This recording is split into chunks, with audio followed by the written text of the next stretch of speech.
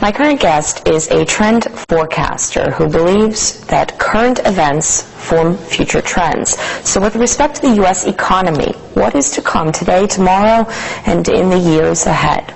Joining me now, once again, to talk more about this topic is Gerald Celente, founder of the Trends Research Institute and publisher of the Trends Journal. Thank you for joining me. Oh, my pleasure. I'd like to begin by talking about the Treasury Department. They've decided to extend bailout funds to a number of struggling life insurance policies. Now, this is in addition to the auto industry and the banks. Do you think Americans are aware of what's going on? Yeah, they know about it. It's a new trend. America is going from what used to be the major capitalistic country in the world, a free market crusader, into what Mussolini would have called fascism, the merger of state and corporate powers. So it's not socialism as people believe it is. Socialism's egalitarianism. And it's not communism where it's state-controlled monopolies. It's fascism, plain and simple. The merger of corporate and government powers. State-controlled capitalism is called fascism. And fascism has come to America in broad daylight. But they're feeding it in little bits and pieces. First, AIG was too big to fail. Fannie Mae and Freddie Mac, a mortgage company, too big to fail.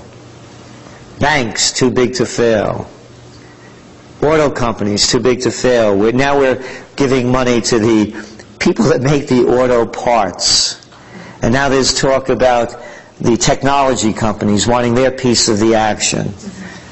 The merger of state and government is called fascism. Take it from Mussolini. He knew a thing or two about it. What can Americans do if they are opposed to the road that the government officials are bringing us down? Well, the people really don't have a choice. There is no ballot box. You know, I'm of Italian descent, and I've heard enough mafia stories for the rest of my life. If you want to look at a mafia, you could call it the Republican and Democratic Party. And if you want to look at the two families, the heads of the mafia, all you have to do is look at the Bushes and the Clintons. They've been running the show now for some 24 years. We heard about Obama. He was going to bring in change. Yeah, change you could believe in. Yeah, change you could believe in if you're dumb, stupid, and blind. Look who he's brought in as his chief policymakers. Retreads from the old Clinton administration. It's a two-headed, one-party system. So it's very difficult for the people to vote in a new administration that isn't part of the old one. Can you tell me one thing that you like about President Obama? In a Trends Journal, the top trends of 2009, one of our trends was that people were going to be putting out recession gardens. And now, as we're seeing the Obamas, they're planting their own garden, and that trend is taking hold. So he's doing that in positive ways. He's bringing an element of dignity back to society. Those are positives. But now let me look at whether it's true or the hypocrisy. So they're talking about planting their own gardens. And they're talking about buying local. Oh, all that is wonderful. But on the other side of the coin, they're pushing genetically modified foods while they're eating organic. So it's like, let them eat frankenfoods, is the message. So I see hypocrisy at every level. When they show me truth and justice and the real American way, then I'll believe. If I revert to our previous interview, I asked you, what kind of revolution do you think would happen, and when would it happen, why would it happen? You said there would be a tax revolt. And now we're hearing more and more about these tea parties. What do you make of that? Do you think that that's just the first action in many actions to follow from the American public? There's going to be a lot more. This is just the beginning. As the Bronx boy, my saying is, when people lose everything and they have nothing left to lose, they lose it. You're going to start seeing people taking to the streets like they do in other countries.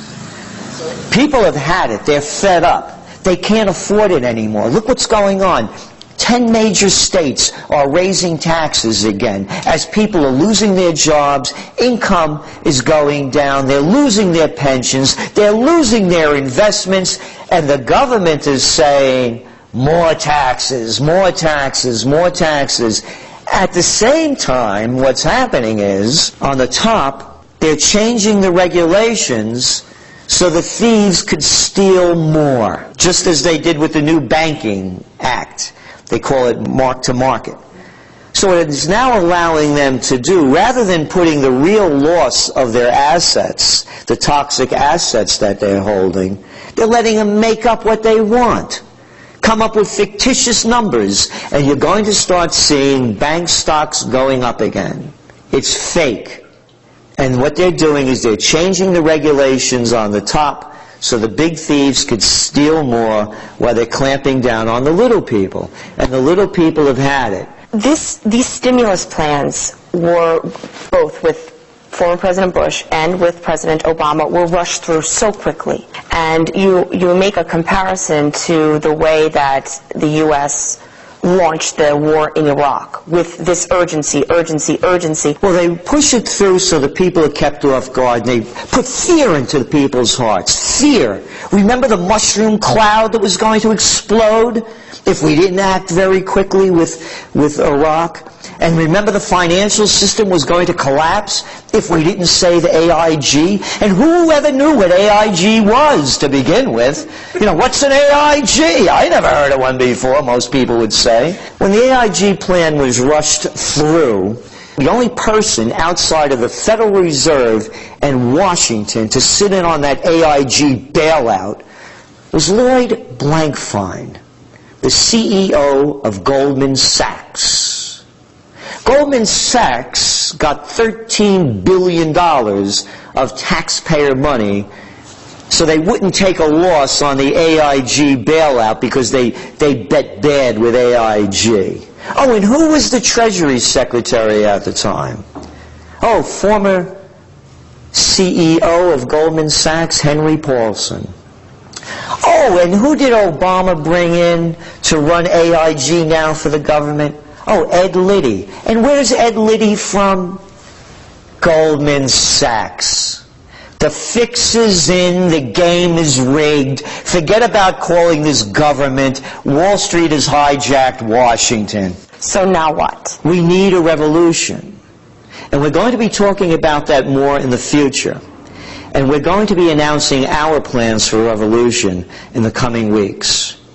And they're going to be much greater than the Tea Parties or the tax revolts. My morality and the way I was raised, there are two things in the moral code that are against everything that I was taught. And forgetting about the religiosity of it, but just about the morality of it. The first is that you don't kill innocent people. And the United States is involved in killing innocent people both in Iraq and Afghanistan. The facts speak for themselves. It has been proven that Saddam Hussein did not have weapons of mass destruction nor ties to Al-Qaeda. Yet the United States is still waging war in Iraq.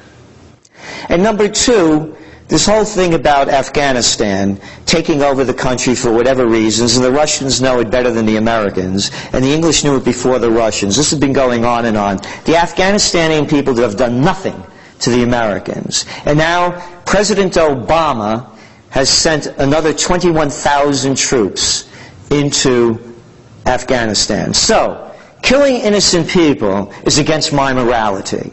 The second part of the revolution, why we're calling for a revolution, is that we're getting robbed in broad daylight. The numbers and the facts, as we've discussed, speak for themselves. They're pickpocketing the little people to pay off the big guys. This is against everything that has ever been taught to us in this country growing up as a free market society. It's fascism. When somebody calls you a doom and gloomer, somebody that's scaring the public, what's your response to that? My response is, suppose you go to a doctor, and then you feel that there's really something wrong with you. And the doctor gives you a diagnosis. And the diagnosis may be cancer. Do you call the doctor a gloom and doomer? It's the fact. People better grow up. The ship has hit the iceberg. It's sinking. We're telling people, just as the doctor would tell the patient, look, there are ways out of this, but first we have to recognize what the disease is. And then we're going to have to be very inventive about trying to attack it in a number of different ways. We could go through complementary medicine, we could go through traditional, we could go through a combination of things. But you respect what the doctor is saying, and you don't call him a gloom and doomer. It's a childish response that people have that want to believe that they have a new leader, and the new leader will lead them down the yellow brick road of happiness, rather than understanding there's nobody behind the curtain. It's the Wizard of Oz. They better grow up. Nobody's going to save them. So when we put out the information, we're saying, this is the direction things are going in. This is where we believe it's going to end up. Here are some strategies to consider so you don't go down with the ship.